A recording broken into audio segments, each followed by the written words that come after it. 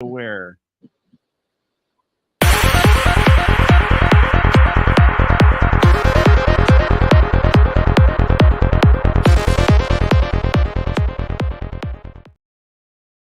Howdy, folks, and welcome to another day in the Milky Way.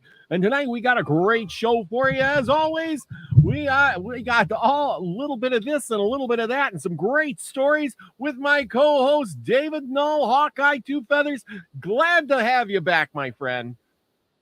Glad to be back. And greetings and blessings to all y'all out there, as we like to say down here in the South. He's in North Dakota. You know them Northerners. But we greet you with the love and the honor of the infinite creator, and we're always hoping that you continue to learn how to accept and receive the knowledge, the healing, the wisdom, and the many blessings out there in the universe. And thank you, Robert, for having me back. It was a little weird last week, but we got through it. I was glad to participate. Much pleasure having you back. I am glad that you got to participate. That was good to know, and I'm sure everybody was happy to see that you were still alive and well, because rumors of your demise were widely circulating. Even within my own head, I thought, wow, man, is this it? When you wake up on the floor and you don't know how you got there. Yep. So with that said, I got a couple of questions. Oh, okay. Okay, and this is going to pertain to that. If these questions bother you, then just pass. You know, we'll just move on. Go ahead. Hit me with your best shot. So that's what I like to hear. Anyway, did you see the white light, or just was blank? Nothing. The white room, I talked about it in one of my videos the other day, and was in a white room. But when I blacked out. There wasn't nothing in there. Well, you know, and going, holy crap. And but I wasn't dead yet either. Yeah, well, and that's true. But like sometimes when people black out, you know, you might not remember right away, but later on, you know, you start remembering, wow, you know, I think there was this or that. So, okay, that was question number one. Wait. But with that said, though, I had a conversation with a gentleman who was like literally 11 months younger than me. And I asked him, I said, hey, you know, what did you see when you were out? And he was like, a white room. But the walls were there, but they weren't really wall. And that's what I said to him. I said, you were in a white room, right? Yep. And I said, but the walls weren't really walls, were they? And he looked at me kind of funny. He goes, you're right. They weren't really walls. It was a room, and they were white, and everything was white, ceiling, floor, everything. And any people, you didn't see their faces. It wasn't a creepy kind of shrouded, but there was a mist over their faces. You could see their hands and legs and all that kind of stuff, but I couldn't, and he said he couldn't either in his white room. Remember the song White Room by Cream, by the way, from like 68. So, but yeah, that was sort of an after effect, because I was like, at the time, I didn't see anything. It was 1 minute I was standing, and the next minute I was on the concrete floor. But that in between time is where the white room was. Did that answer your question? Yes. Hey, Scotty boy. That's the thing, yeah. And yeah, next. Oh, and it was peaceful, and it was peaceful too. There wasn't any kind of it was peaceful. Let's see. So with that said, now, and I hate to be kind of morbid about this, but now that, you know, death may be looking at your front door, or lurking at the front door. Oh, yeah. We kind of touched on this before the show a little bit. Yep. How do you feel about that? And what is your thoughts on, what may happen? Well, these last couple of days, you know me, I try not to, complain about my situation, but the last couple of days have been really difficult as far as trying to breathe. And I'm on a Mm-hmm. heart monitor now. I got it on my chest over here, and I got actually the the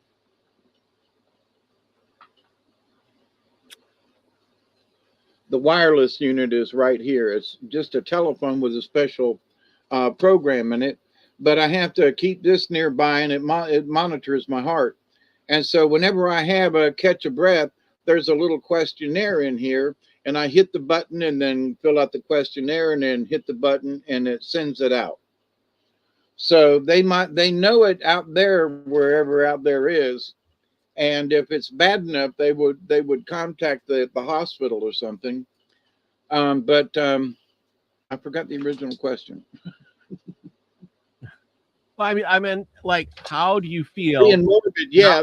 I realized during this last little episode, and I did touch base with you. I was worried about years ago. I was obsessed about death and dying. How am I going to go, and how old am I going to make it, and all that kind of stuff. I think where a lot of us have had some kind of little bit of that in us. I realize now that I'm probably going to go with a heart attack. That's probably how I'm going to go. And after them having found a little bit more wrong with my heart this time, it's like, well, damn, with all the trying to be good, it's still getting worse. So I'll be 71 next month, almost exactly in 30 days ish. So I'm like, my mortality is absolutely, when I woke up on the floor, I was like, that could have been it. That absolutely could have been my last. I'm not waking up at all, but I did on the floor. But my passing out, that could have been it, dude. And I feel strangely calm about the whole damn thing. Instead of being panicky, I'm like, well, so this is how it's going to be. Like what? Yeah, my left knee still hurts. I still got a big old skin mark on it. But so, but with that said, having visited the White Room after talking with Rodney the other day in the hospital just before I left, I'm like, there are a lot of us who have been in that White Room. Now, one of the things that he said, and I've kind of reflected on myself, is that the White Room might not be death. It's the waiting room. It's purgatory. And I hate to use that word.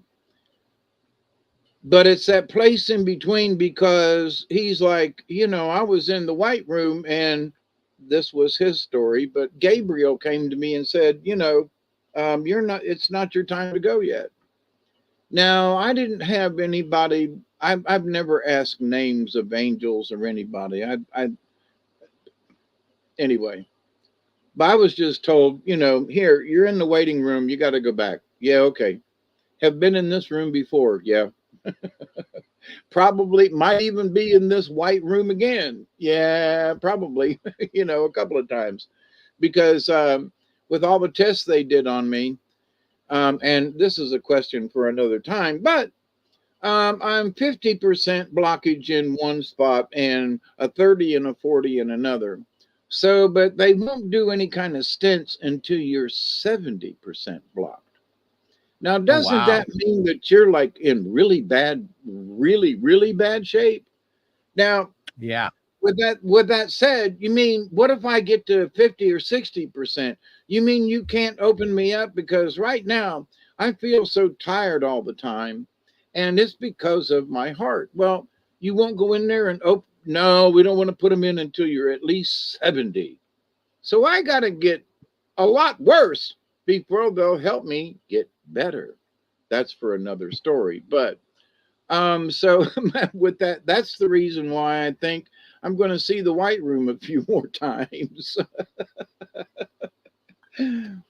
Well, yeah. See, this is the part I don't understand about that. I get what you're saying.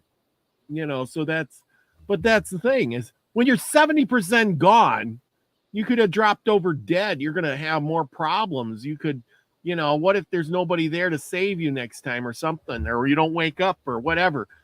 Like you said, why not at 50 or 45 or, whatever percent it is? Hey, he's got a blockage. Let's fix him up. And then he can have a full productive life for a long, long time. Or I don't know the science behind that. At least with better circulation, because a 40% blockage is pretty good. So anytime my heart wants to get up and it's like it's got to struggle. And now with my issue with the AFib thing, for those of you who might have missed, my heart rate was 185. My pulse rate. It was, I can't even count 185 times per minute, but that's how fast my heart was going. So, which it had beat so hard so long before I got to the emergency room that it had already caused an enzyme to be produced inside the heart, which means I had a mild heart attack. That enzyme does not get produced by the muscle in the heart unless it's been under extreme duress. So thank goodness to Rob, my dear friend, who's and his wife is fixing to pop out a boy any time now, by the way. Say prayers or our dear friend Rob, this will be his 4th child, but she is ready to have it. Like any minute. So anyway, but no, wow. I feel extremely calm versus being scared. So I have 2 people that I'm texting at least once a day, and it's very simple. I'm still breathing, and here's my BP and pulse rate. Here's my current situation. And if you don't hear from me tomorrow, well, maybe you should come check on me. And that's a good thing. That is a good thing. But I could already be dead. I think about that even for well, I agree with you. It's good to have friends and stuff. It's like myself. If something would happen to me, nobody would come. There's nobody I know that's going to come to my house. The neighbor over there, he ain't going to come over and knock on my door and say, hey, you all right? I haven't seen you in a few days, because he just don't do that, and my job might call, after being missing like 3-4 days, they probably would send somebody out to say, where's our truck? Why ain't you reported to work or something? Right. You know what I'm saying? But by that time, it'd be way too late. And I've had several friends over my many years. One gentleman, we worked with him at the radio station, and he didn't show up for his shift. Dan Trout. Yeah. And, it was like Dan, he would volunteer for his shift, let alone be late without calling somebody. And they went to his house, and he had died over the weekend. And, but anyway, so yeah, there are several folks that I know that have passed away in their own homes. And he was right in the middle of the neighborhood. It wasn't like he lived out in the country or whatever. So things can happen to you, and your next door neighbor be, 50 so feet away. What happened to that guy? Did you didn't show up? We never found out what he died of or from. When he didn't show up for work, did you send somebody out right away or not? Well, it took them a day. They were like, well, wonder where he is. They did the normal things, called, did a thing, did a that. Then they sent a Thomasville police by his house and knocked on the door, looked in the windows, and they saw him in the window, dead on his bed. But because we weren't family or anything, and it wasn't a news article in the newspaper, it might have been in the obituary, Dan Trout dies, blah, blah, blah. And many of us didn't even know, we would have went to his funeral, but there wasn't one. It just, he was dead and gone. Yeah. Scotty brought up a good one. He said, I don't know how he knows this, but he says, Robert, you got no cats. You don't need to be worried about them eating you, which is kind of funny because when I was a kid, there was a lady, and I don't think I've ever told this story on the show, but there was a lady up the road, and her name was Harriet. And my mom would go up there once in a while and visit with Harriet. She was an older woman. And of course, there wasn't many people up the road, but we went up there, and she had like 100 cats. And one day she died. Nobody came to visit her for, a week or so. And then somebody went up there to visit her. And and she also had a German Shepherd too, for protection. But the dog wouldn't let nobody near her, and the cats ate her. And so I know that, but that was kind of a creepy thing. And I thought, after that, I tell you what, cats gave me the heebie-jeebies, because all I kept My thinking, cats are outside. I dropped dead, or cats don't care. You're friendly. You feed them, you pet them, and then when you die, they'll just, hey, look, food. Yeah, well, when they're hungry and don't get fed, they go for the best nearest thing, that smell that starts coming out of rigor mortis. Well, growing up But as the dog a kid, can do that. Yep. Well, dogs are dogs too. But we were coming home from a friend's house one Friday. I can't remember, it was a Friday or Saturday night, but a weekend night. And the closer we got from our neighborhood, it was only about 1.5 miles away from the house. So, but the closer we got to the house, growing up in Tampa now, near Busch Gardens, here's these flames going up in the neighborhood. And I mean, oh my God, there is obviously a house on fire. And there are sirens and everything. And the closer we get coming up 22nd Street, the more it looks like our house. No. Holy crap, we get closer, and thank you, Jesus, it ain't our house, but it's right next door to the house from our good friends, the Ellerbys, on the block right behind us. And I mean, this thing is roaring. There are police and, firefighters all around, and they're trying to put this thing out. And we get out and cross through and go over to the next street over, and we're watching. And was like, who is it? Well, it's old man.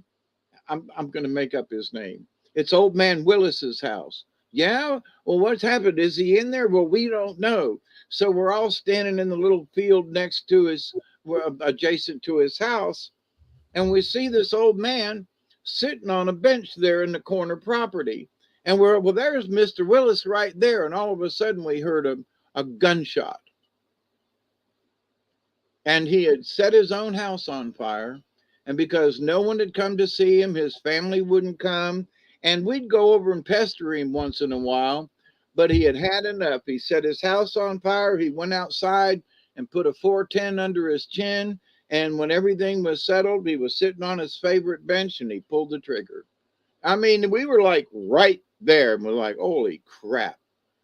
So here's the thing about when you get old, and you think, well, the next day he'll be all right. Well, he was confined to his house.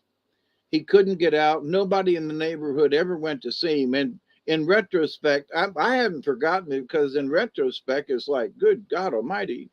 All us kids had to do was just go over and check on him once in a while, and would have probably made his day. Yeah. But we didn't. Well, that old man in that house over there, he never comes out. And what's wrong with him? And boo, boo, boo, boo, boo, spooky stuff. But had we, not to say he wouldn't have done it anyway, because we didn't know what his physical condition was, but he made it to his favorite chair in the corner. But anyway, we could have those of us in the neighborhood could have been a little bit more humane to him, but that's hindsight. But that was in like 65-ish kind of thing.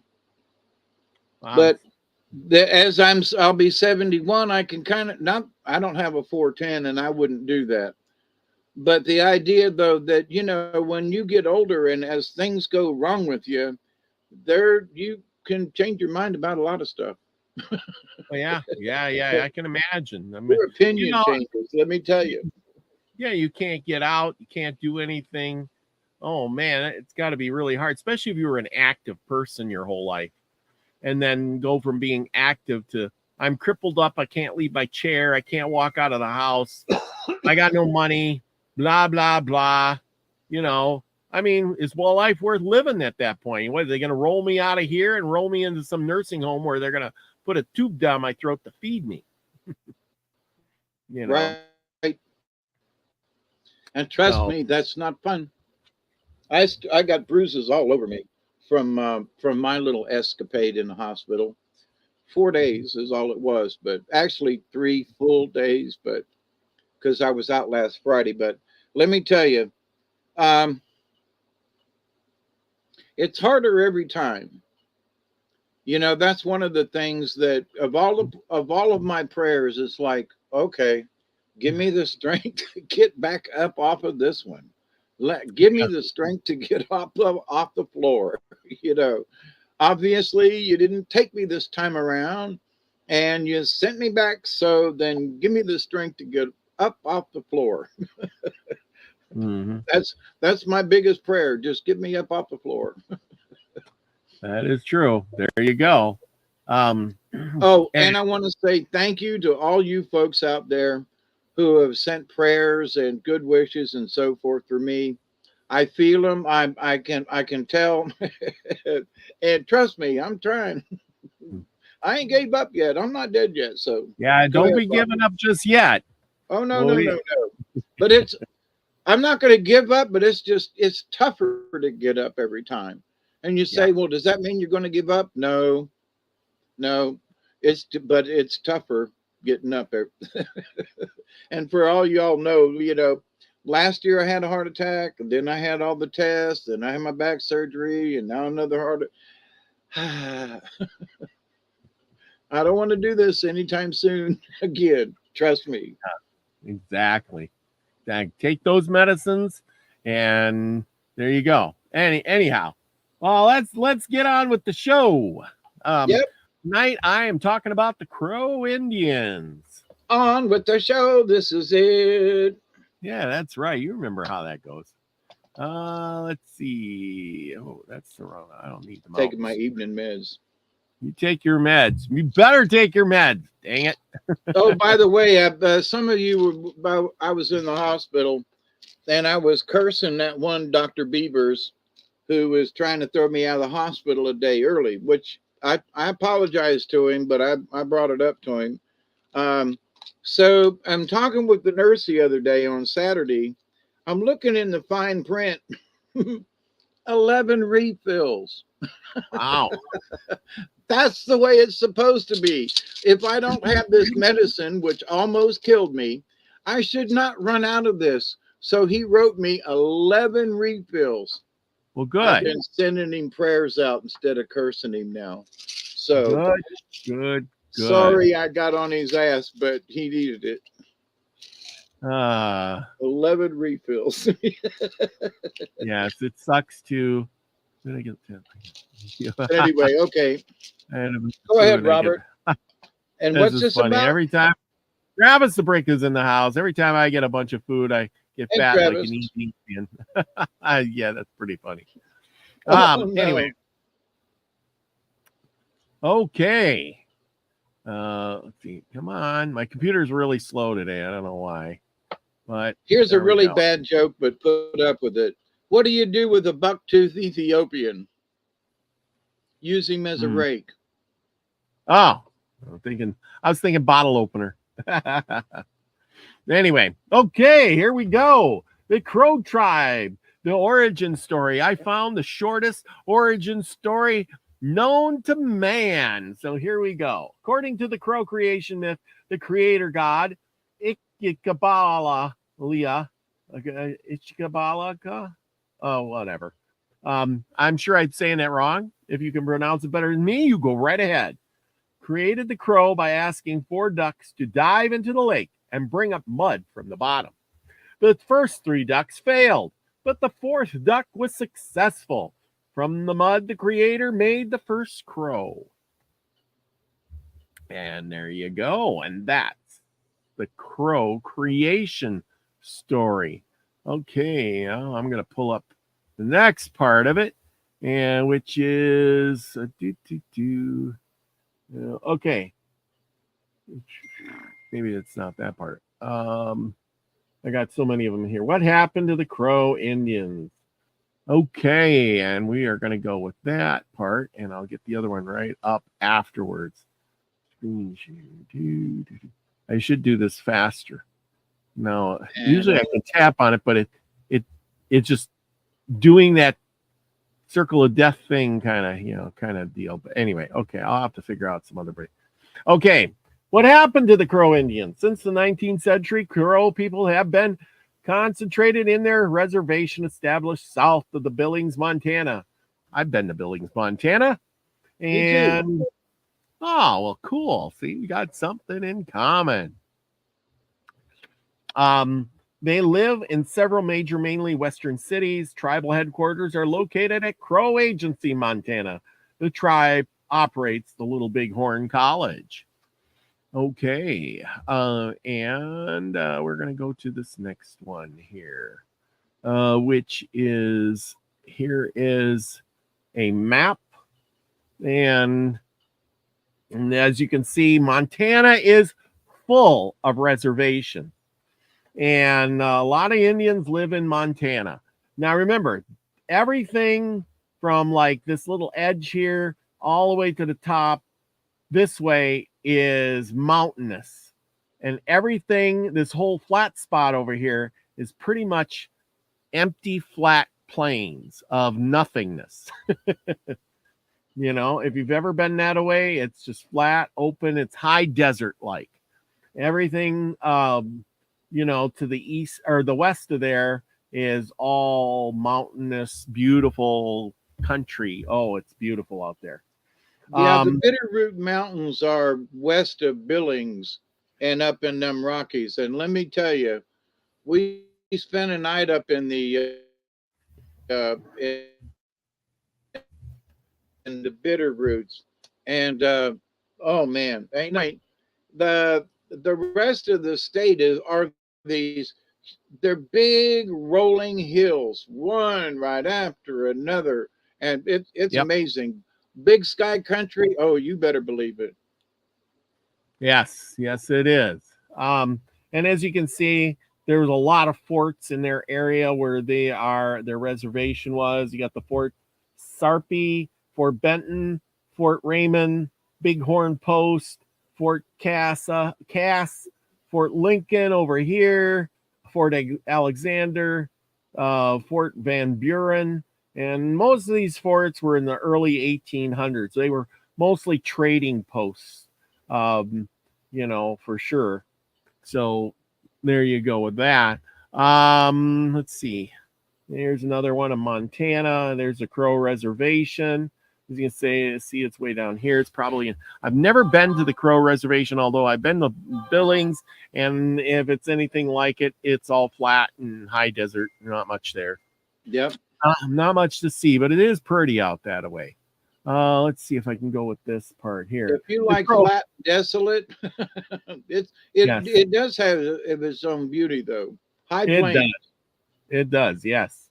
Crow, also called the Abaraska or the Abareski, North American Indians of the Siouan linguistic stock, historically affiliated with the village dwellings Hidatsa of the Upper Missouri River. They occupied the area around the Yellowstone River and its tributaries, particularly the valleys of the Powder Wind and Bighorn Rivers in what is now Montana.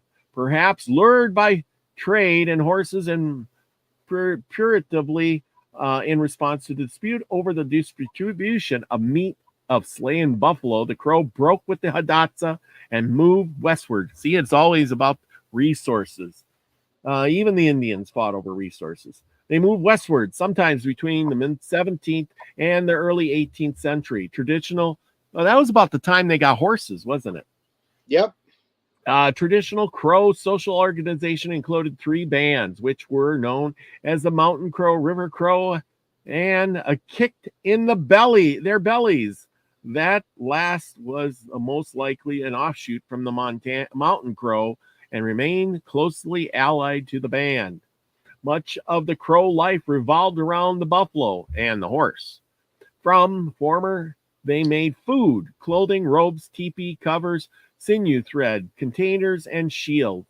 The later provided transportation, and through horse racing and trading, a means of entertainment and exchange. By 1740, the Crow had emerged as middlemen engaged in the trading of horses, bows, shirts, and featherwork to the plains village tribes for guns and metal goods.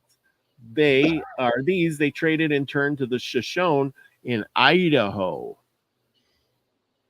In Crow society, women's responsibilities included the possessing and preparation of food, housing, clothing. Women also occasionally engaged in raiding parties, which is kind of different, particularly when avenging the death of close relatives.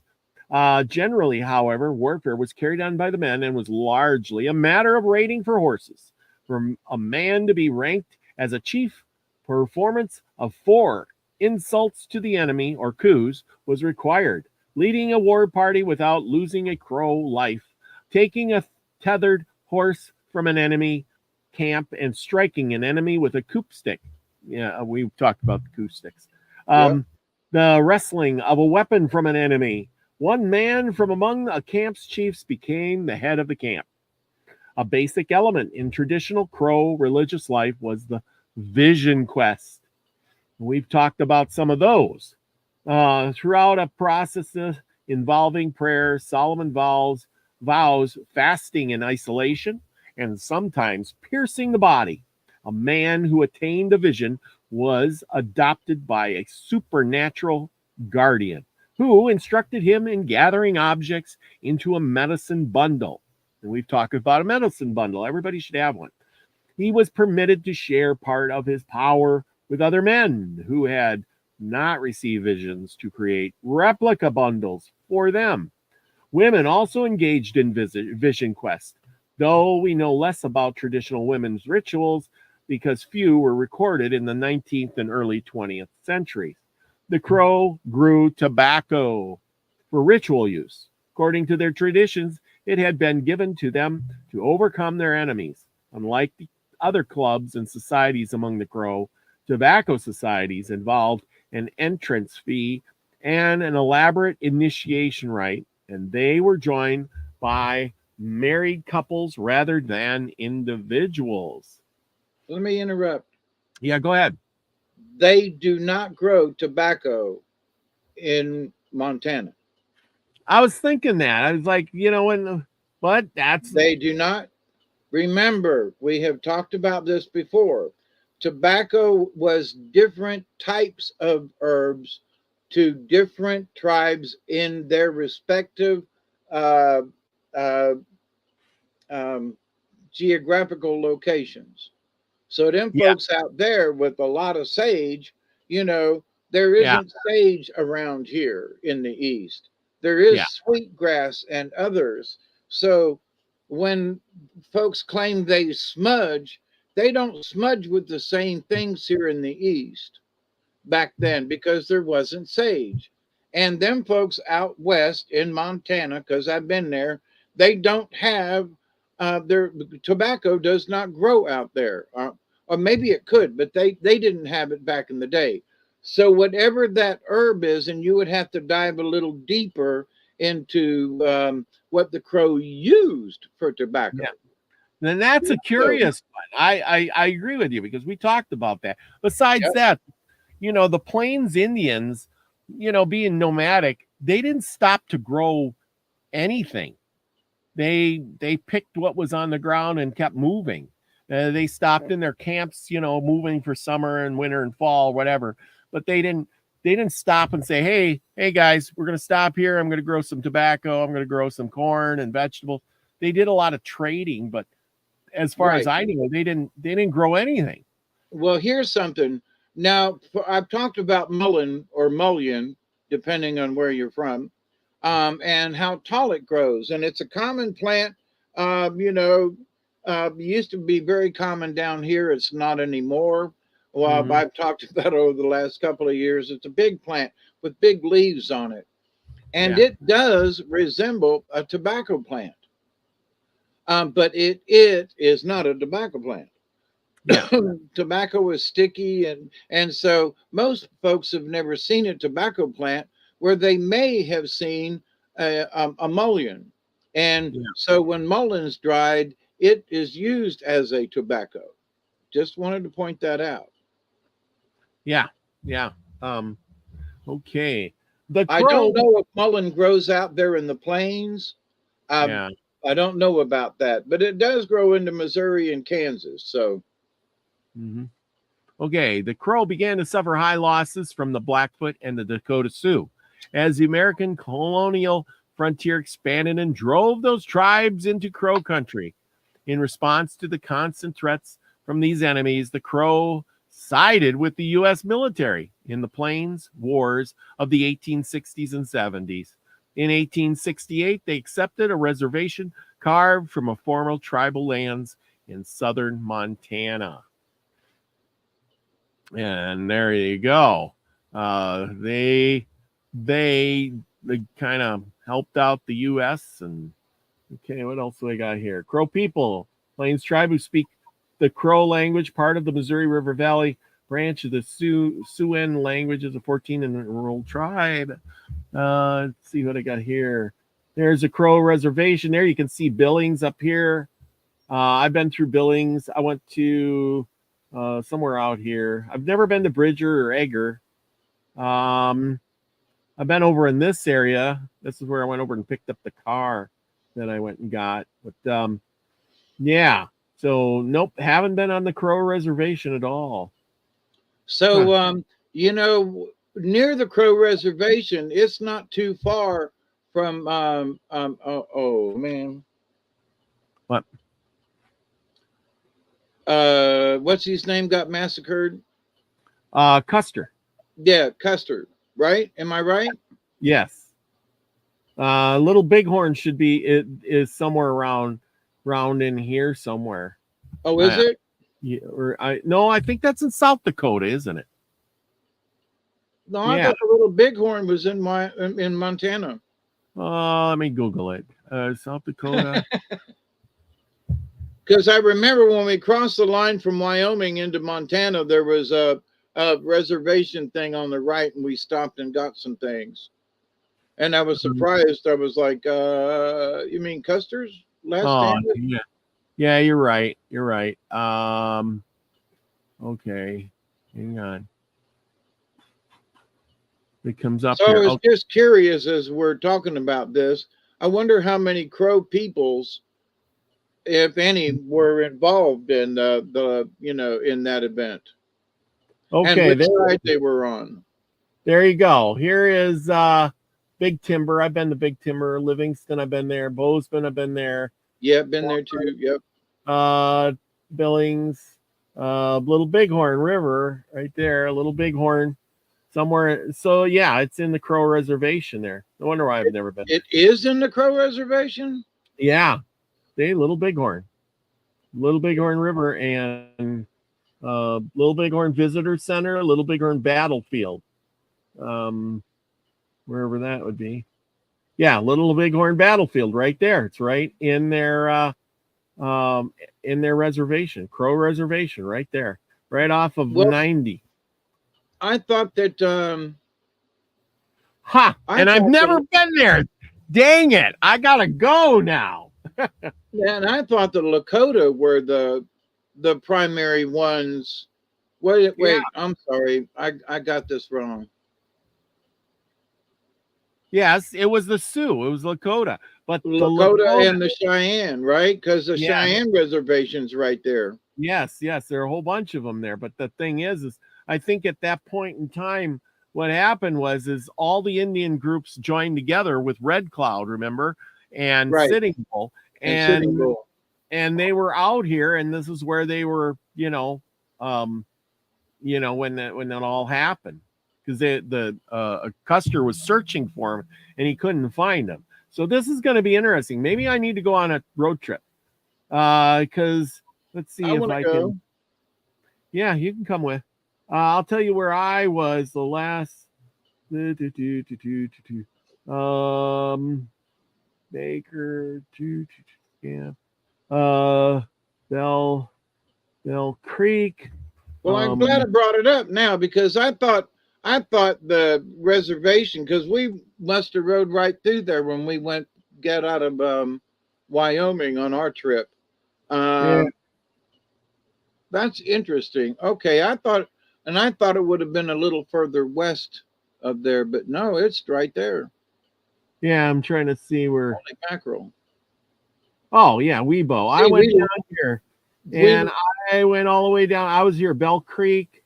I got this far. I was over by Olive and right here. This is as far. This is where I went to pick up that car the other day. So I got to here. I didn't make it this far because once I got right in the neighborhood. Yeah, I was. That's what I'm saying. Now I kind of kicked myself. I could have. I could have drove up this way to Miles City, and then because at Hammond, that's where I went. I went to Hammond, and so I could have drove up this way. And really, I could have just took that road all the way up to here and hit the Little Bighorn battlefield and then worked my way back because slept in my truck, and that would have been pretty cool. But, how about that? Really? Yeah, that would have been a fun trip.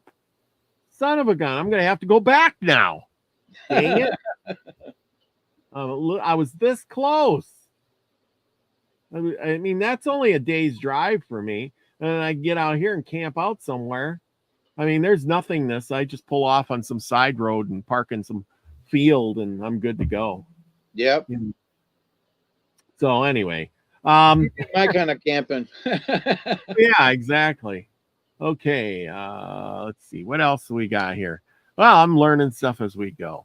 Let's see what I want to pick out. I got lots of stuff. I got some pictures for us. And then I might, if I got a little time left. Well, and here we got pictures of the Crow Indians. Remember, these were a horse people tribe. I thought I'd get some good stuff. And let me see if I'm right about this. If you keep reading, I don't remember in all the comments that the Crow people were that vicious. No. They warred and they did, they took their trophies, but they weren't known as a vicious peoples as I recall. Okay. No, the Blackfeet were the ones that were really bad. Yep, Blackfeet. Yeah, they'd eat their own. Yeah, there's a Crow Indian. There's the Blackfeet, and there's also the Blackfoot, and they do not like to be mixed up. There is a distinct difference between the tribes too. But anyway.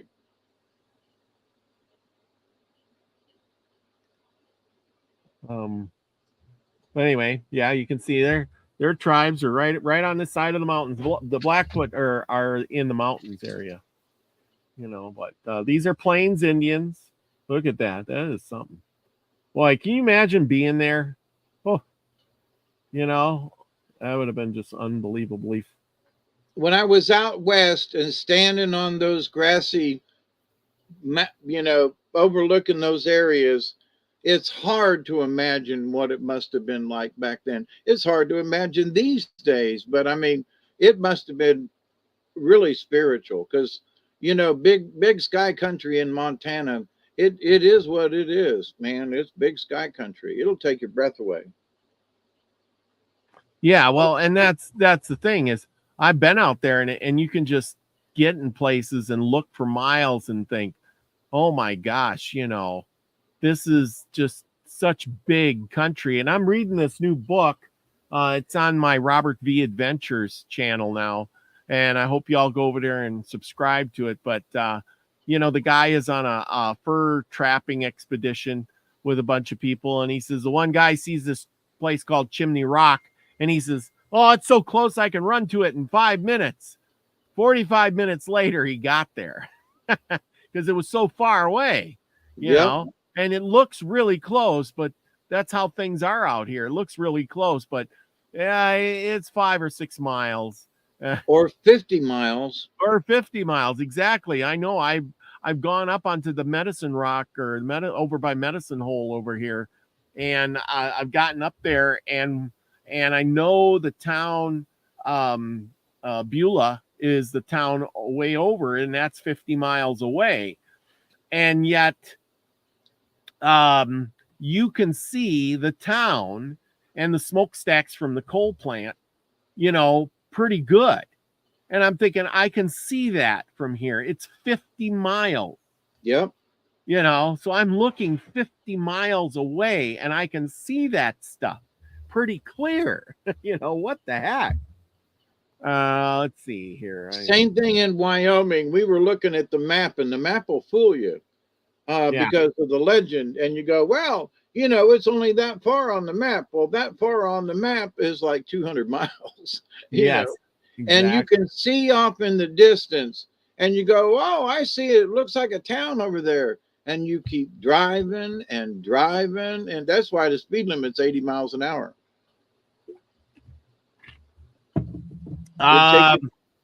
Elderberry says tobacco was grown after they found it. They grew tobacco along the rivers. Well, yeah, but it's still not. Their tobacco pouches, as the natives claim, were not necessarily tobacco. Yeah, that's all. I'm going to have to research that some more. Here's a guy. Look, he's got his 6-shooter. He's got his tomahawk. His moccasins. Those are pretty cool moccasins there.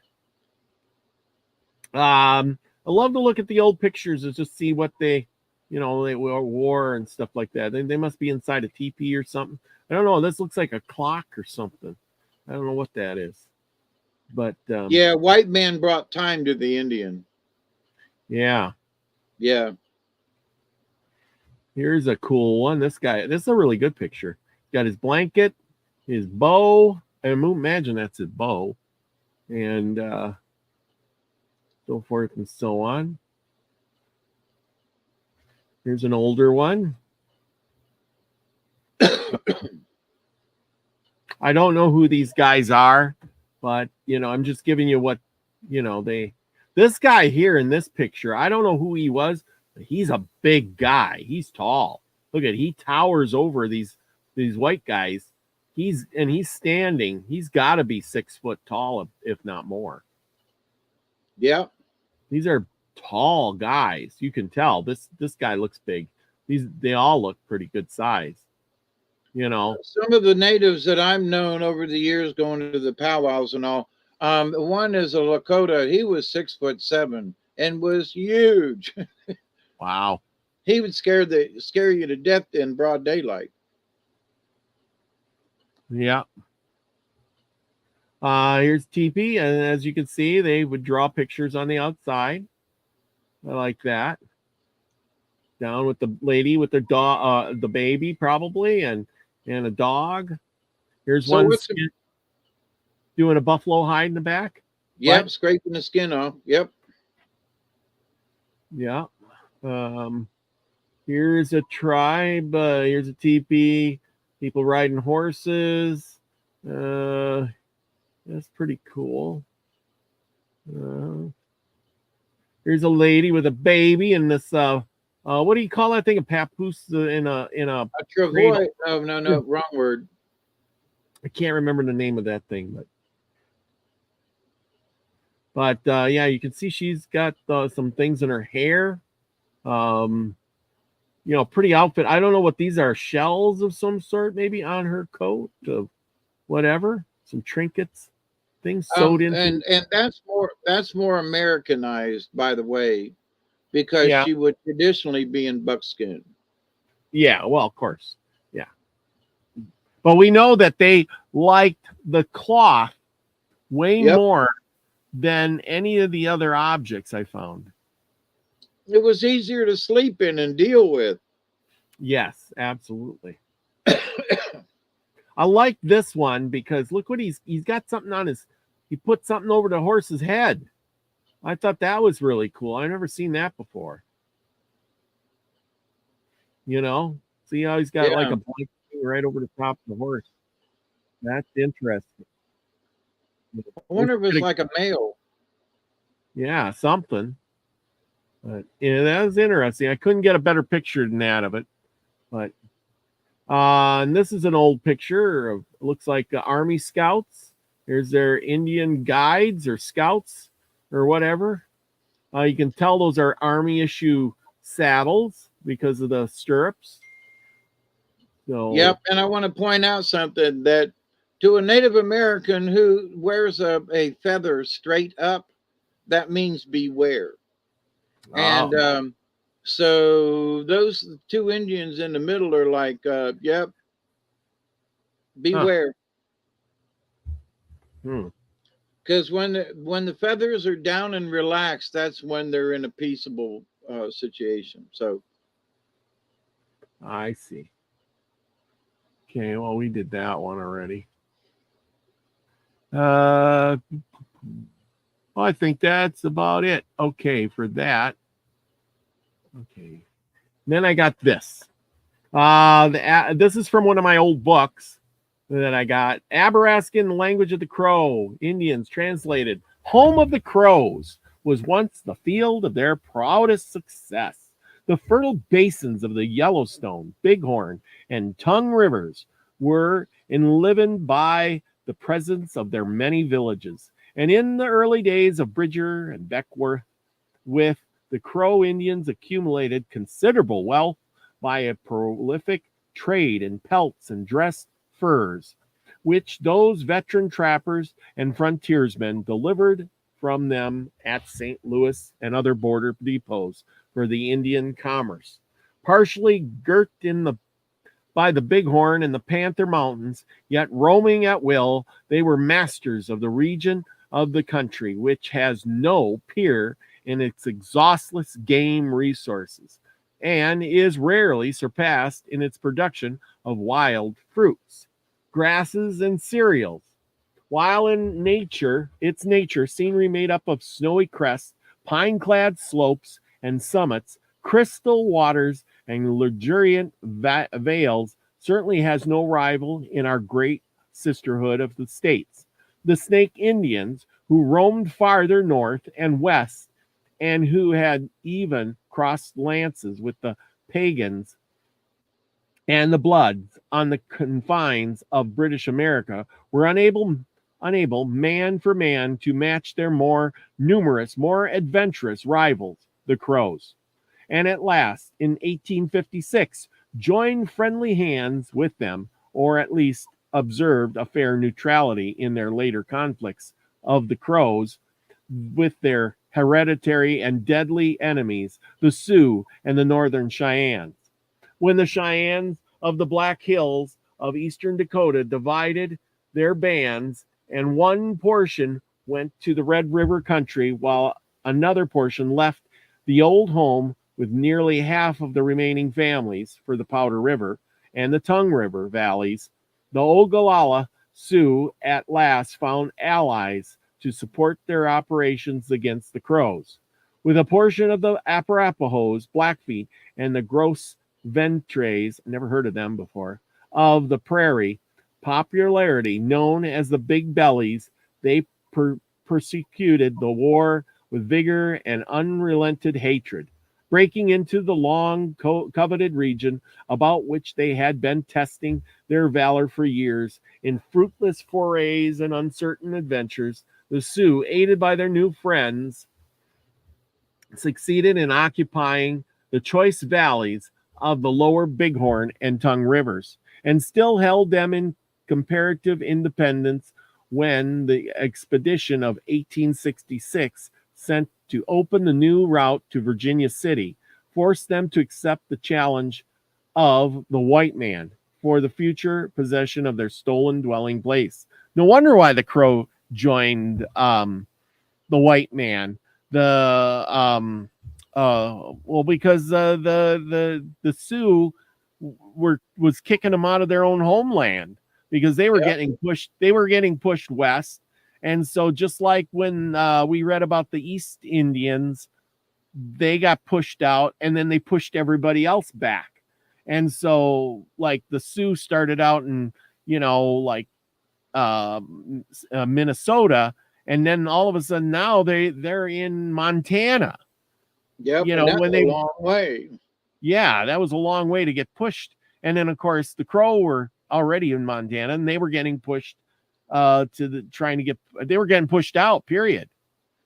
The Crow fell back of the Yellowstone though still operating eastward as far as the west bank of the Bighorn River. And few attempted something like local improvement, emanating the Flatheads, who, through few of numbers, were not the least energetic and seemed to be really desirous of gaining some affinity with the ideas and civilization of the whites.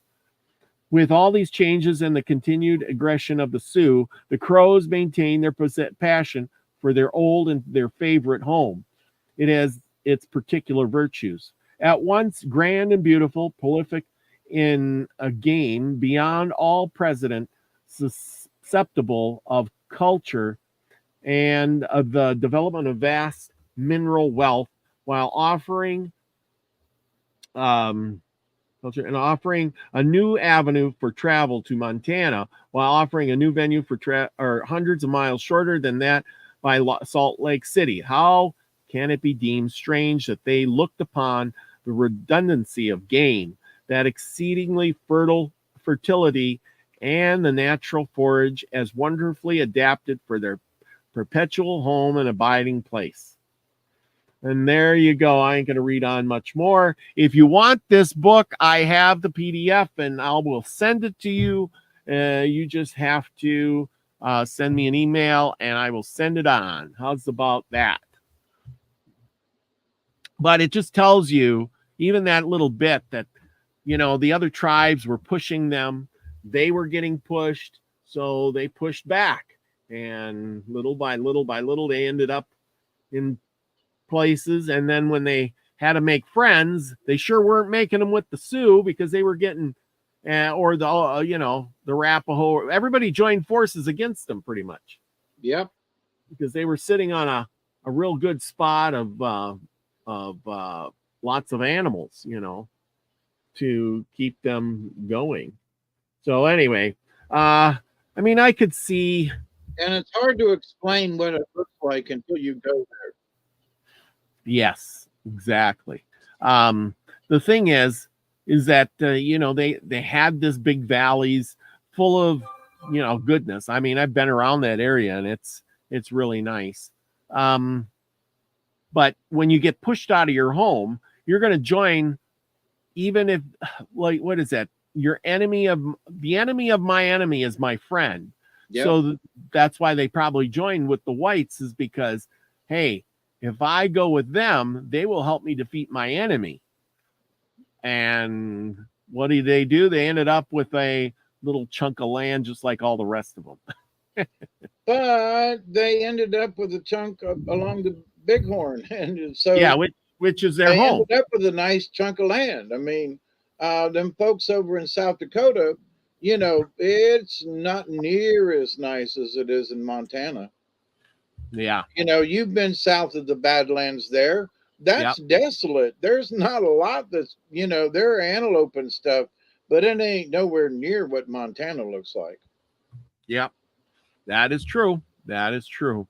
Pine Ridge Reservation in South Dakota I'd much rather be in Montana. That is so true. I'm sorry. Let me interrupt one more little tiny time. They said, by the way, eastern Dakotas, where the Black Hills are, and the Black Hills are in western Dakota, South Dakota. Not yeah. As I was listening to that, like, great, they're on the wrong side of the state. But anyway. Yeah. So I'm shut up, Robert. That's right. That was my presentation for the day, people. I hope you learned something about the Crow Indians. And if you that sparks your interest, I say reach out, do some work, go look them up on the internet, find a book.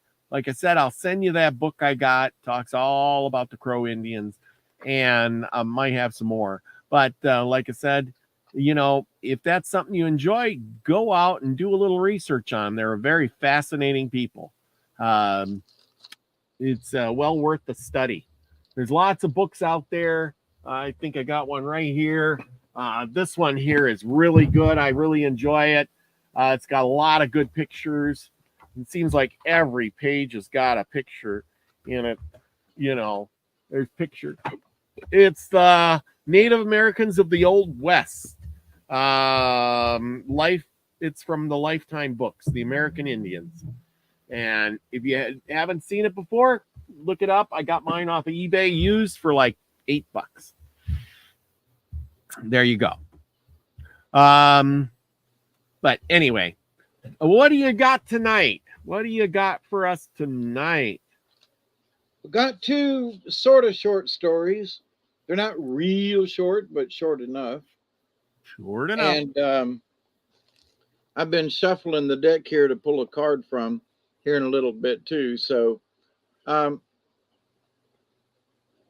me get my body in position.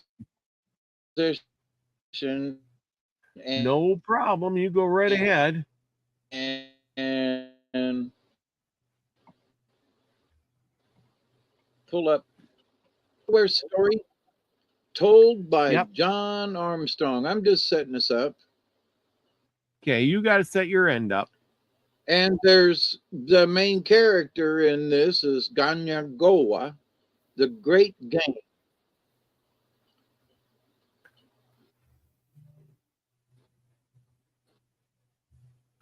There we go. I do like the StreamYard. Let me know when you're ready. I'm ready to go. Oh, boy, you are right on top of it, aren't you? Okay.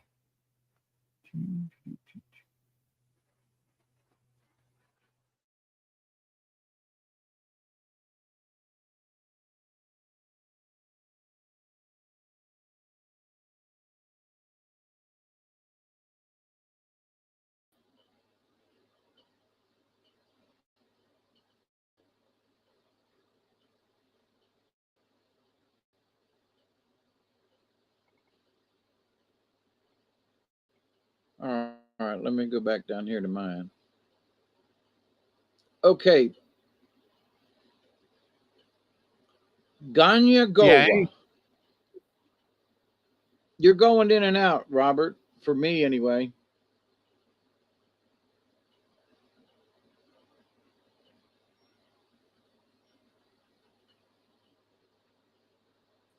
No, you're all set. Go ahead. I'm popping out so you got more room. Okie dokie. Here we go.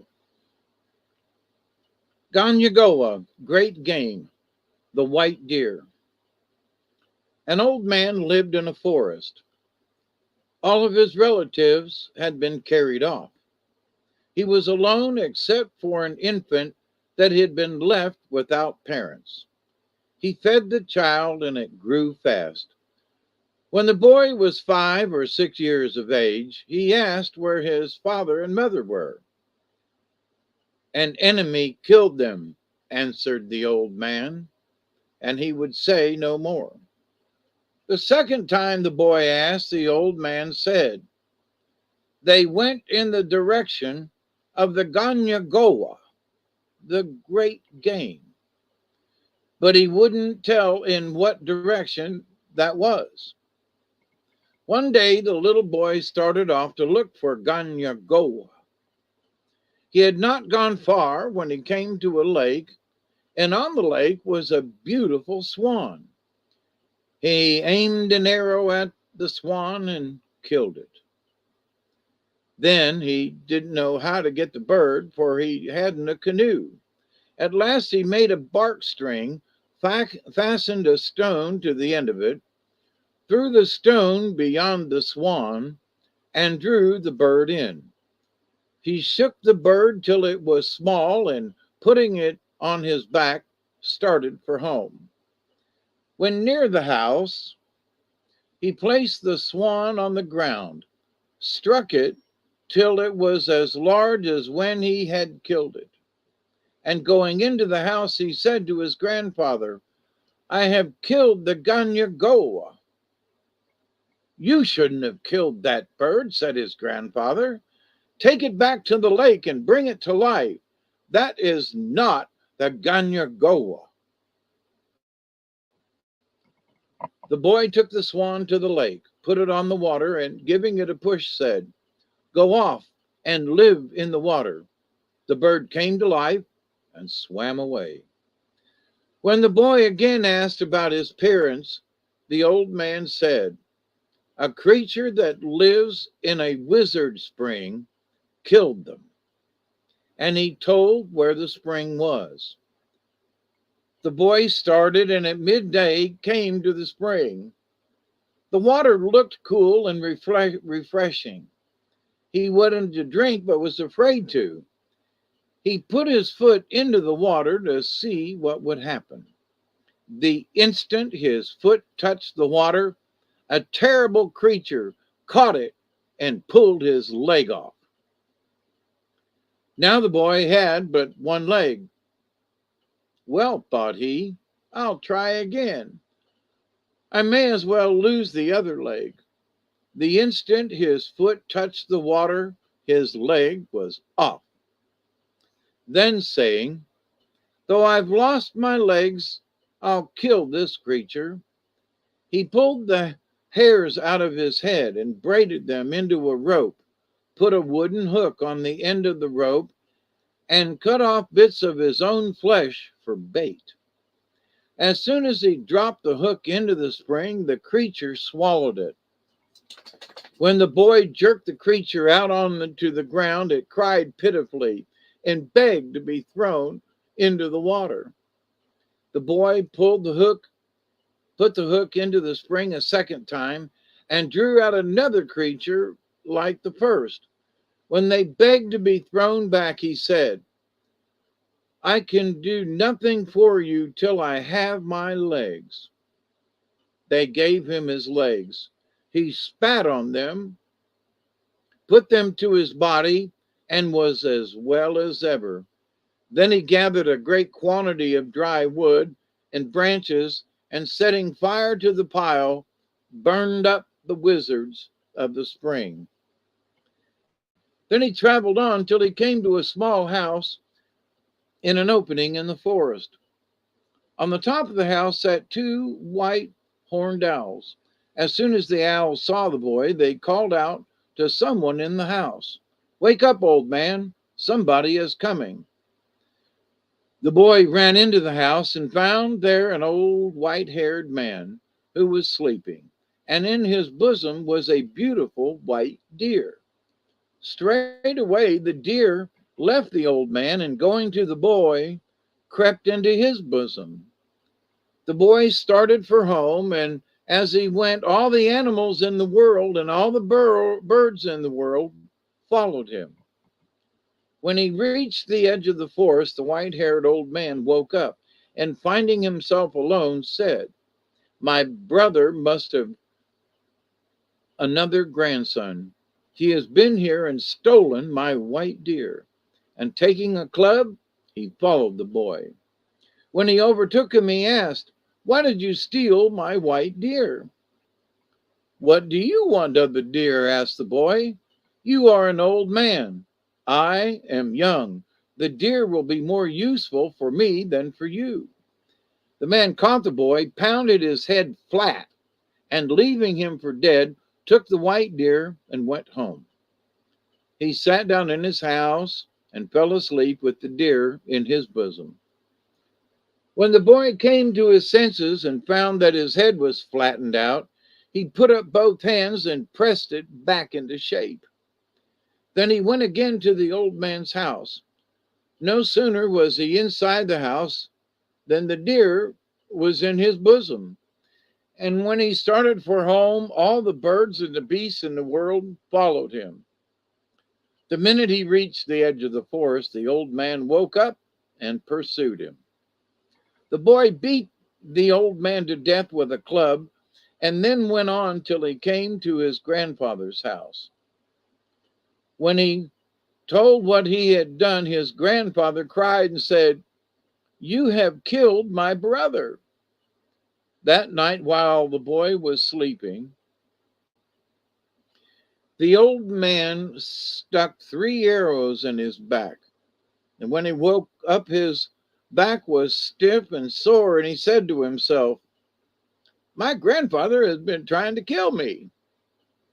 He pulled the arrows out and said to the old man, "You have tried to kill me. Now I'll go away and leave you here alone." Early in the morning, the boy started off toward the west, taking with him the white deer and all the game that runs and flies. He traveled on till he came to an opening in the forest and saw a house. Then he put the deer in a hollow tree and went toward the house. On the way, he met a boy of his own size. "Where do you come from?" asked the strange boy. "From the east." "That is the country of the Ganyagoa, the deer that commands all the birds and animals that live in the world." "The Ganyagoa belongs to me," said the boy. "Can you call any kind of game you want?" he asked. "I can." "Will you come with me and kill coons?" The two boys went off till they came to a large tree covered with coon scratches. They climbed the tree and killed many coons. They carried the coons to the house, and each boy made himself a coonskin blanket. The two boys were so happy that they decided to live together always. So the boy from the east went to the hollow tree and, taking the white deer out, told it to go wherever it wished. He liberated the Ganyagoa, and from that time, animals and birds roam the world at will. The end. Now, this second story is called Wolf and the Old Woman's Grandson. Now, this there are some similarities in a lot of these stories, and some of these I think are just some of the similarities are because of regions. So the northern tribes told it like this, and the southern tribes told it like this. So, but anyway, the wolf and the old woman's grandson. Dagio Dazade says, one name for wolf, he who travels around the world. Hajiro Koja, skin man. Utsun, turkey. Angakwaga, raven. An old woman and her grandson lived together in a forest. They were poor, for the woman had no one to help her, and her grandson was a little boy. The woman cried all the time. Each day she went to the forest for firewood, and whether going or coming, she cried without ceasing. She felled a tree by burning it, and then, when it was on the ground, she burned the trunk and limbs into pieces short enough to carry. One day the boy asked, "Grandmother, why do you cry?" She didn't answer. The next day he asked again, "Grandmother, why do you cry all the time?" "Once," said the old woman, "I had many brothers and relatives, but now they are all dead." And taking the boy by the hand, she led him to a door that opened into a room he had never seen before. In the room were weapons of every kind, bows and arrows, flint knives, ball clubs, balls covered with beads, and many turtle shell rattles. The boy wondered at what he saw and wanted to touch the weapons. His grandmother said, "You must never touch these things or come into this room." The next morning, the old woman started for wood, and as soon as she was out of sight, the boy went to the room, took a ball, a club, and a rattle, and went out of doors to play. He threw the ball. It went far east, and he ran till he found it in a clearing. The clearing was so beautiful that the boy was glad to be there. He stayed a long time, but was home before his grandmother came with the wood. The next day, the boy played ball and was home before his grandmother came. He did this a number of days, but one day he made such a noise with the rattle that the old woman heard it. She hurried home, found the boy, scolded him, and asked, "Didn't I tell you not to touch those things?" "Don't scold, grandmother," said the boy, "but tell me where my father and mother and my brothers and cousins are." "You will never see them," answered the old woman. "There is a man far away in the east who carries off people and eats them. He has eaten all our relatives. His name is Daddy Dadaswas, Wolf." "Make me 4 pairs of moccasins," said the boy. "I am going to bring our relatives back." "You are not going. You are too small," said his grandmother.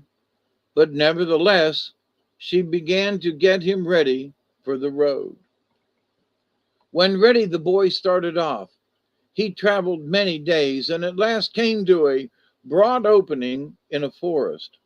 In the middle of the opening was a house, and in a field close by was a man who looked like an inflated skin.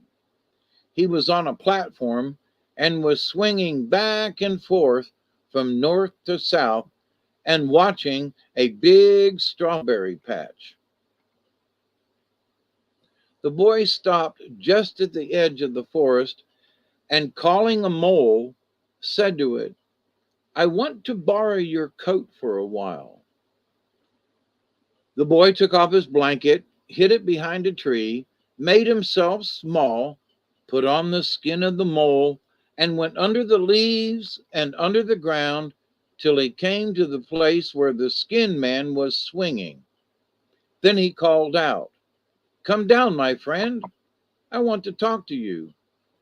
The skin man, Hajakotwa, dropped to the ground, and the boy promised to free him and give him back his body if he would tell him the secret of the opening.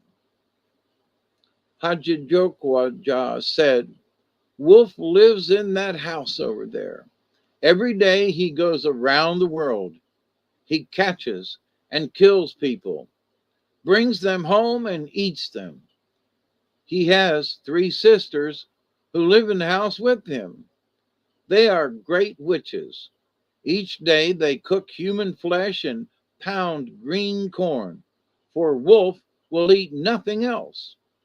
The sisters spend most of their time driving elk out of this field.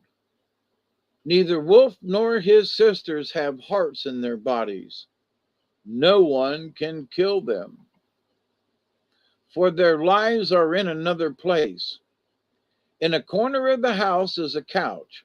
Under the couch is a lake. On that lake, a loon is swimming around. Under the right wing of the loon are 4 hearts. The largest heart is Wolf's. The second largest belongs to the eldest sister. The smallest belongs to the youngest sister. If you pinch one of those hearts, its owners will fall to the ground. If you crush it, its owner will die." The boy gave Hajidokwaja a piece of false wampum that he had made of weeds and colored with strawberry juice and said, "The sisters are calling you. Tell them you were making this wampum. That is why you waited so long. I will make myself like their brother and come to the house spitting blood. When I am in the house,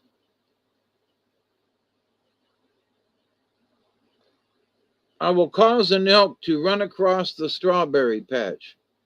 You must give the alarm, and while the sisters are chasing the elk, I will take the hearts away from the loon." When Hajidokwaja reached the house, the sisters asked, "What have you been doing?" "Well, I've been making wampum." The sisters wanted the wampum.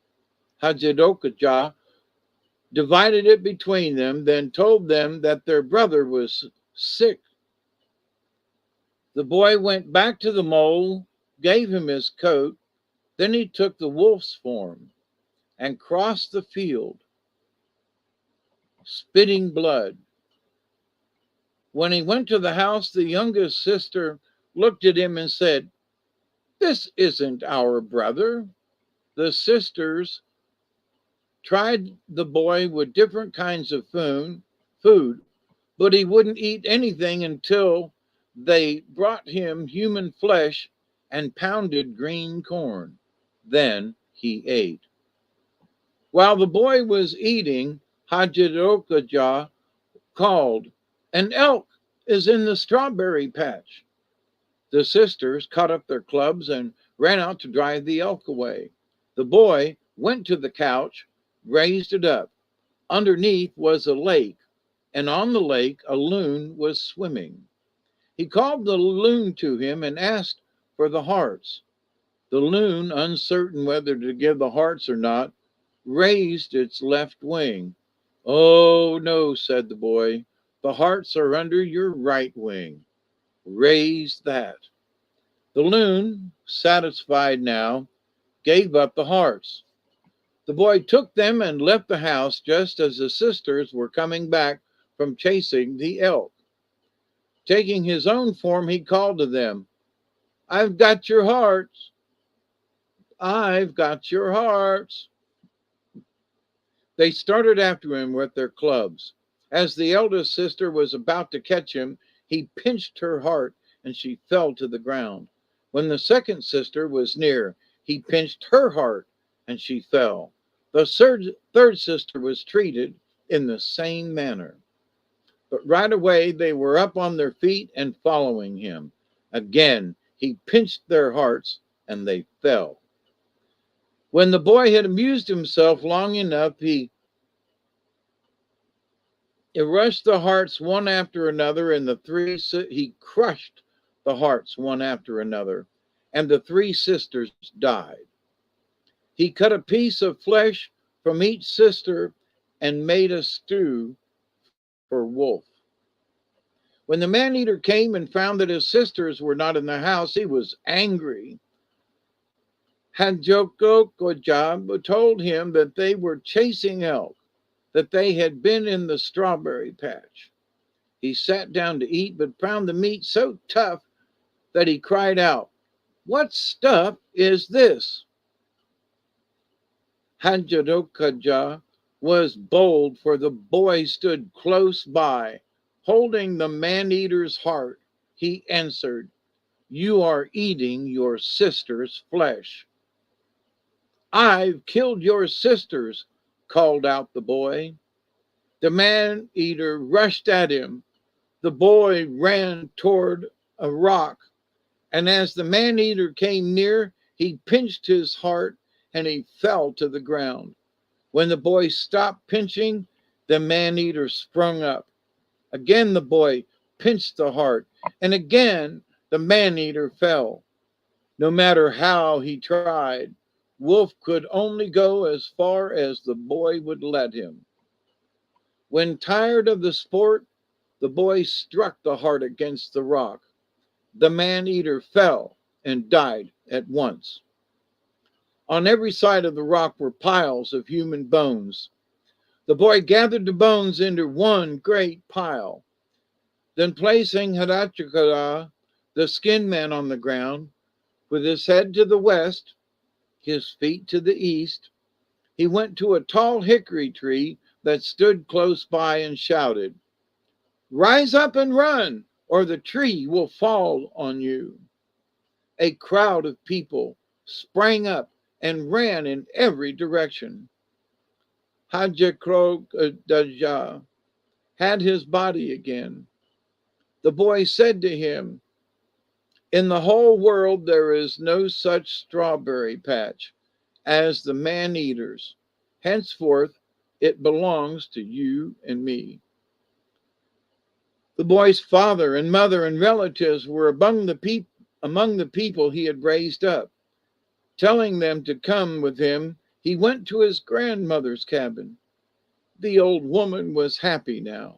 She gathered up the clothes and weapons she had kept so long and went with her grandson and relatives to the strawberry patch in the opening in the forest.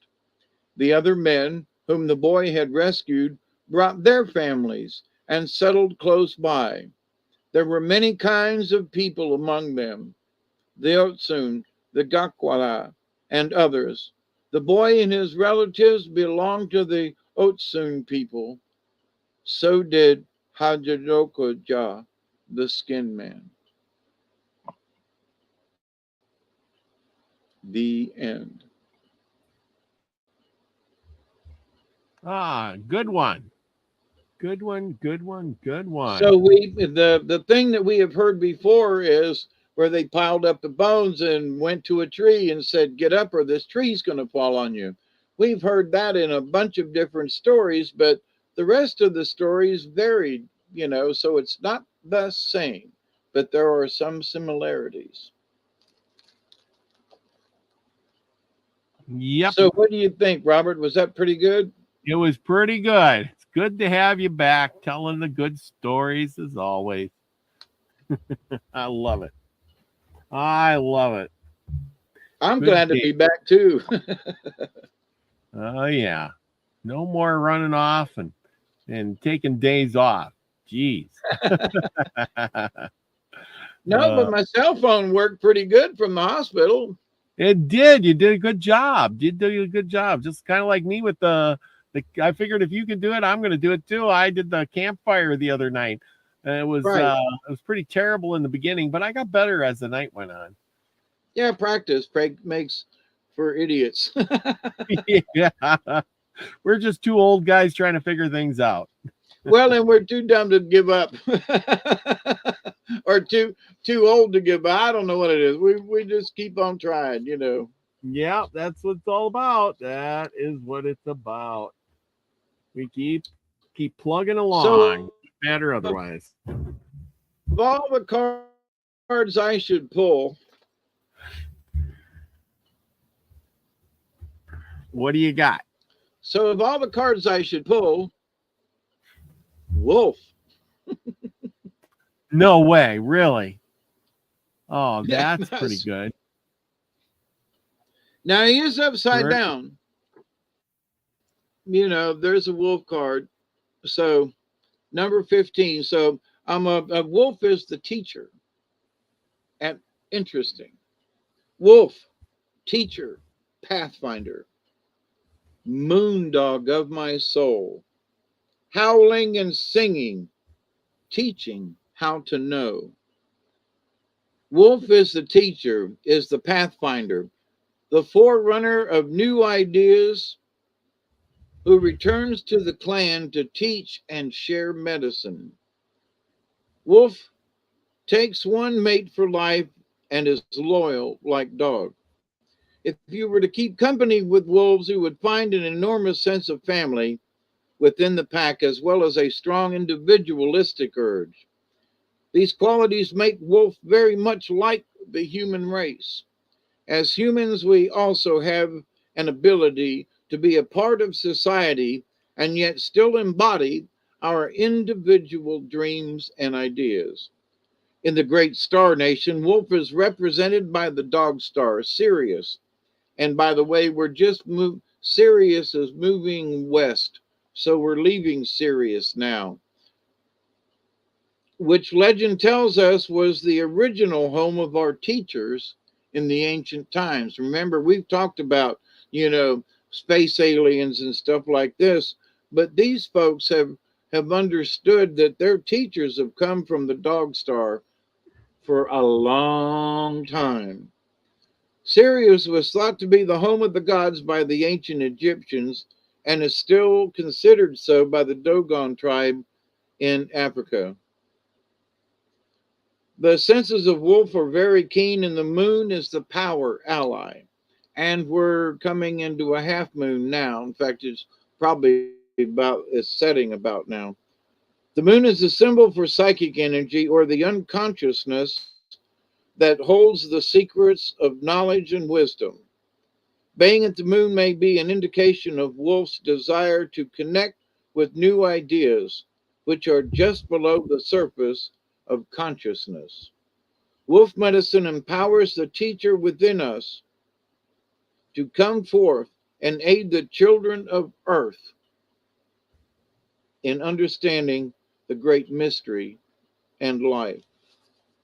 Now it's upside down. So if Wolf is reversed, you are being asked to expand your limited view of the present situation. Doing this may entail a great deal of courage and a willingness to look at new ideas. It could also require that you delete some of your old ideas to make room in the expansiveness that always come when you are willing to learn. The gift of wisdom comes to you when you have walked enough pathways and found enough dead ends to truly know the forest. You run around the forest, you'll know where the trees are that you can't quite jump over. You know to go around this way. You'll know that there's a shortcut here. Me and Duggar know that in our backyard. So the gift of wisdom comes to those who have walked enough pathways and found enough dead ends to truly know the forest. Now, a dead end doesn't necessarily mean it's the end of all things. It just means that you can't go any further this direction. So you got to turn around and find another.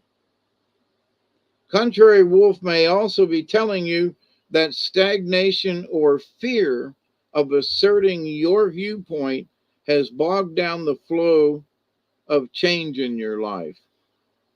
Wolf reversed is always urging you to seek change in your life and to seek the teachers or the pathfinders that will show you the way to new life experiences.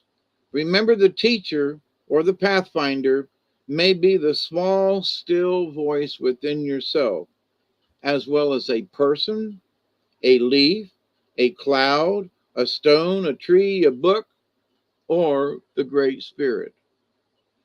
To live is to grow, and growing comes through accepting all life forms as your teachers. That bears repeating. To live is to grow, and growing comes through accepting all life forms as your teachers. Become Wolf and take up the sense of adventure. You may just stop howling and learn to become the moon. So, my dear friends, there is Wolf. And the story was about Maneater Wolf. So that was interesting. There's always a connection, ain't it, Robert? That's right. Cards don't lie. Cards don't lie. Well, and no matter how hard I've tried over the, not that I'm trying to disprove it or whatever, but every time I pull a card, it's connected in some way to the story or to the subject that we have discussed. Cat says breeding them can be no more than 80%. Wolf, is there no mistake in them? When you see their teeth, or I notice that they are the same. Was it a valid call? Yeah. I used to trim horses for this lady who had a wolf dog who's definitely 80%. And you would go there, stay in your vehicle, and she would take it out of the house and put it in a van she had in the yard just to keep him in, because otherwise he would just jump through the screen door, screen and all, and he would be after you. Trust me, I'm never usually afraid of dogs, but that one, I was a little bit unnerved. I tell you that. Yeah, a wolf dog, if you got a wolf dog, he is definitely your dog and nobody else's, because they make all the other dogs like Rottweilers and Dobermans and all of that stuff, make them look like powder cakes or powder puffs. I mean, whew, that dog was huge. I tell you, he was huge. Don't want to mess with him. And she had a hard time controlling him. Oh my God, when she'd take him out of that van, he'd drag her all over the place. But my anyway. friend who was the medicine man who taught me many of the things that I've learned, had a wolf as a young pup. And while he stayed with me, the puppy grew. And so, but the pup was huge. He was almost full grown when he got sick. And I remember staying up all night long and drumming and singing and holding on to this wolf. And the next morning, the wolf was up and back and running around. It was just amazing. And Joe was like, "You cured my wolf," because he was like dead. We thought he was that it was dead. And but I gotta say, wasn't it? And I think it was because the wolf grew up with both of us there. That it wasn't just one master; it was both of us. Sierra listened to both of us. But it was a family thing. There was this close-knit family bond that there's absolutely that wolves bring. And no matter, Joe and I, we were brothers, and I think Sierra knew that. So, but anybody else, and drag you, he was, over 200 pounds and could just drag him through the sand. So, yeah. Yeah. But beautiful animals. Yeah. I mean, my little poodle dog that was this big used to run with that wolf. It was amazing to watch. They have feet that are like that big, I swear. They're like a wolf. Yeah, exactly. When they have paws, they have paws. Whew, they're usually huge. Not like a regular dog. I mean, I've seen big dogs that their foot is a huge pad. No wonder why they can run in the snow and all of that stuff. Like, because in Montana and stuff, the snow will be, 6 feet deep, and you just can't walk on top. They just got a homemade, their foot's like a snowshoe. Yep. Anyway. Yeah. Scotty, he knows how it goes. So wolves are pack animals. They pack all together, get along. It's only the alpha or solo bosses. Yeah. So when you become the boss, that wolf follows you and it'll protect you. And if you buddy up with a wolf, you got no enemies. That's right. Things are finally, Kat says here, things are finally about to change now that the worst things hit. No one can deny the truth. Yeah, there's a lot of stuff going on in the world.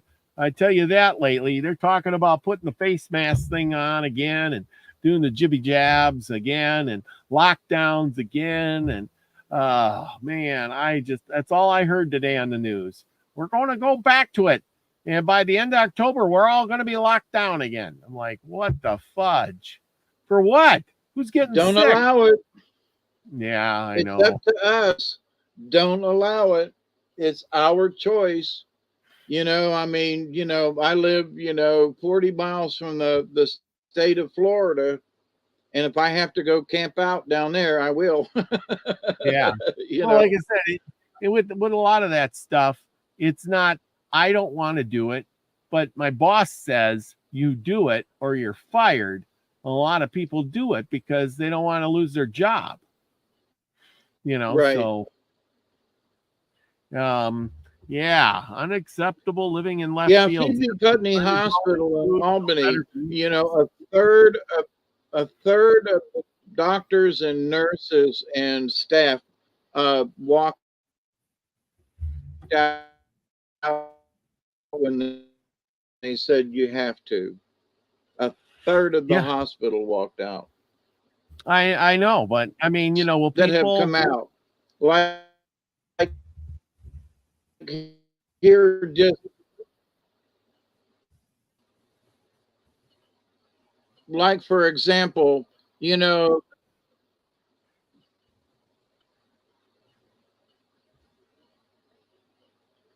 Go ahead.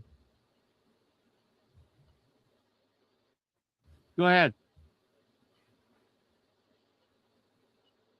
I can see that Robert's his Well, thingy I'm going around and Oh, it around. looks like you're froze up. That didn't sound right. Anyway, go ahead. I can hear you.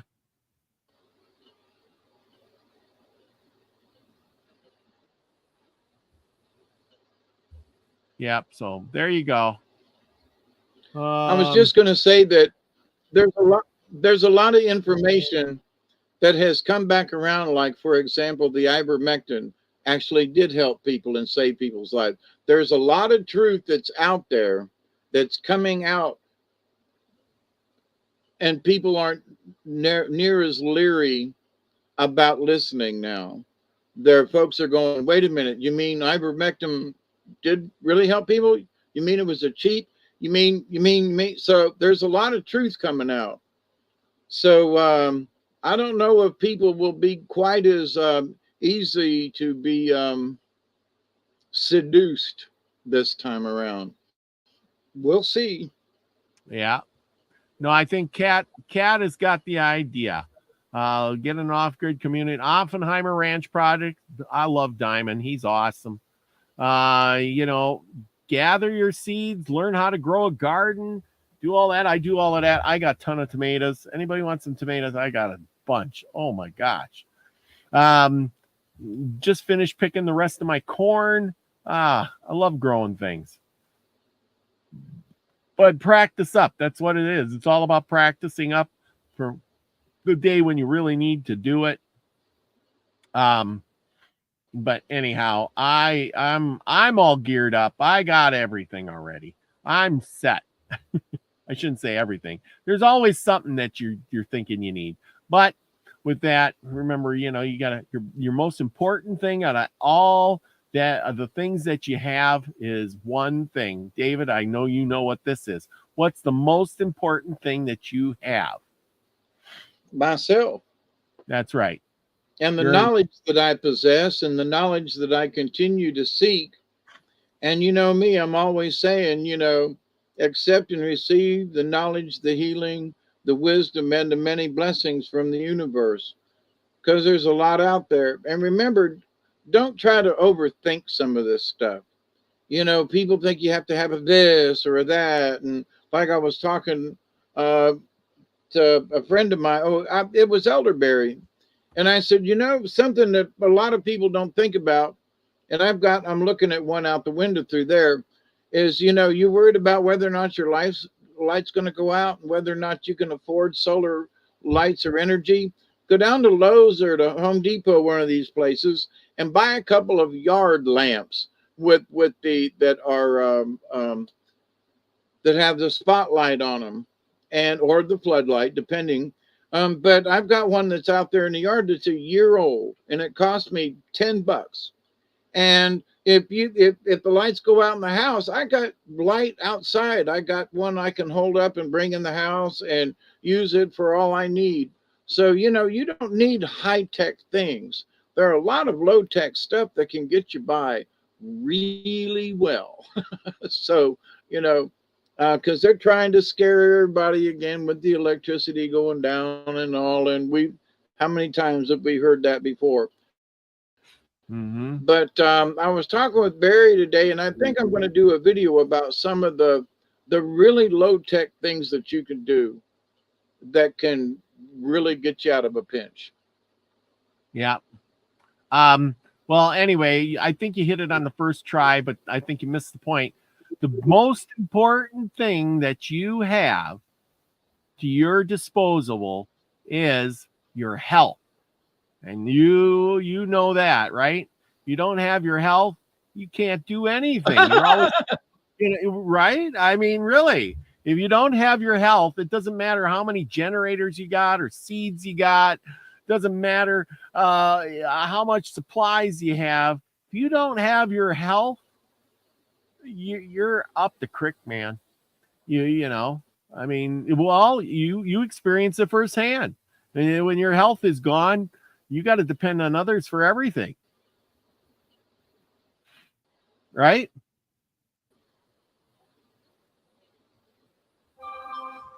Yep. I think, yeah, exactly.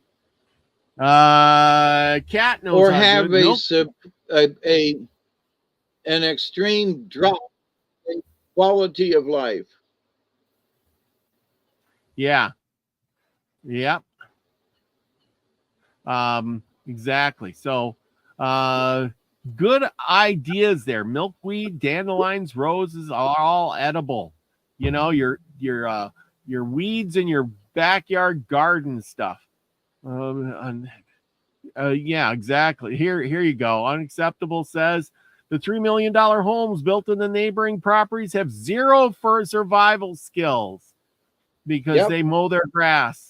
He's got like a little less than an acre, and he says he has my neighbors hate my yard. My wildlife loves it. The food, the seeds, I'm growing an insane. Yeah, he lives in Ontario. Wow. Okay. Well, good for you. Cat needs a plan to get out of California. That's a crazy place. Take Scotty Boy with you. He's stuck there, stranded in California. I can't handle the city anymore, no matter how free the rent is. Lawsuits settlements, but there's a catch. Nothing is up to code. Yeah, well, I don't know about you, but I'm making my home here in North Dakota, where there's nobody around. And the place is pretty empty. Pretty darn empty. I went camping the other weekend and not a soul at the campground. I had the whole place to myself. So there you go. Anyway, enough of this depressing talk. Remember, everybody, just be happy with yourself, where you are. Remember, these are the best days, the last of the best days you'll ever have. Put it that way. I hope not.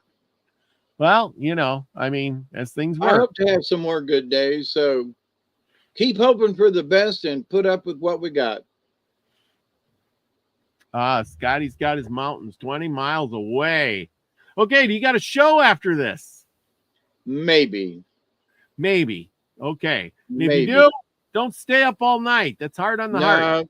We'll try not to. I got a doctor's appointment tomorrow, so well, there you go. Got to be there with bells on. Ding-a-ling-a-ling. Well, maybe not ding-a-ling-a-linging, but anyway, we love you all. Thank you for all your prayers. My heart goes out to all of you for giving your heart to me. So, and tonight was about hearts and pinching them. Interesting that showed up too. Okay. Thank you as always, Robert. Yeah, well, thank you. Remember, everybody, go out and do something nice for yourself, something nice for your neighbor. Give them a smile or a wave. Be more than you are. Remember, be the frequency you want to receive, everyone. Love you all. Peace, everybody. Cheers.